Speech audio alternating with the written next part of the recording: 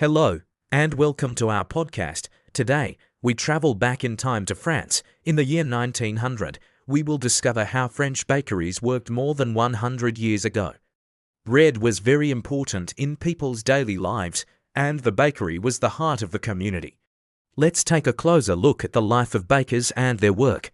In 1900, most French bakeries were small, family-run shops. The shop was simple, with wooden shelves and a big oven made of stone or brick. Inside, you could smell the fresh bread and see the baker working with his hands. Many bakeries also had apprentices, young boys, who learned the trade by helping the baker.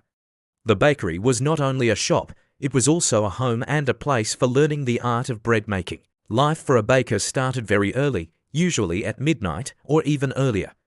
The goal was to bake fresh bread so that customers could buy it in the morning. The baker's day was long, sometimes 12 to 16 hours, with very little rest. He mixed flour, water, salt, and yeast, all by hand. There were no machines, so kneading the dough was hard work that required strength and skill. After kneading, the dough had to rise slowly until it became soft and airy. Patience was very important, because good bread could not be rushed. The oven was the most important part of the bakery. It was made of stone or brick and heated with wood. The baker had to light the fire several hours before baking. He cleaned the ashes and tested the temperature by watching the flames and feeling the heat. There were no thermometers, so the baker's experience was the key to success. Once the oven was ready, the dough was placed inside to bake into golden, delicious loaves.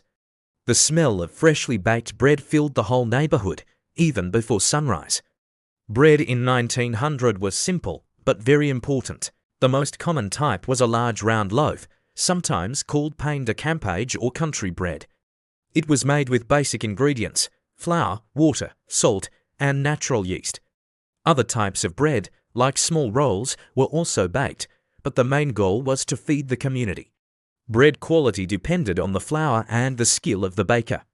Good bread was soft inside, with a crunchy crust outside, and it could be eaten every day by families rich and poor. Most bakeries were run by families. The baker worked with his wife, and sometimes his children. The wife often helped sell bread and manage money, while the children helped with small tasks. Apprentices lived in the bakery and learned the trade while helping the baker. Bakeries were not just businesses, they were homes, schools, and workplaces all in one. The family worked together from early morning until late to provide fresh bread to their customers every day.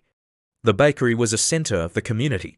People came every day to buy bread and also to meet neighbors and share news. Some poor families bought bread on credit and paid later. The baker knew everyone and often helped families in need. Bread was essential not just for food, but also for friendship and trust in the neighborhood. Life was not easy for bakers. The work was hot, the ovens were very warm, and the labor was heavy. Bakers had very long hours and little sleep, but they were respected for their important work. Because bread was so important, the government controlled its price and checked its weight and quality. This was to make sure everyone could buy bread and avoid shortages or even riots. French bakeries in 1900 were simple, traditional, and essential. They provided fresh bread, fed families, and connected communities. The work of bakers was difficult, but also proud and respected. Thank you for listening to our story about French bakeries in 1900. We hope you enjoyed this journey into the past and learned something new about the daily life of bakers long ago.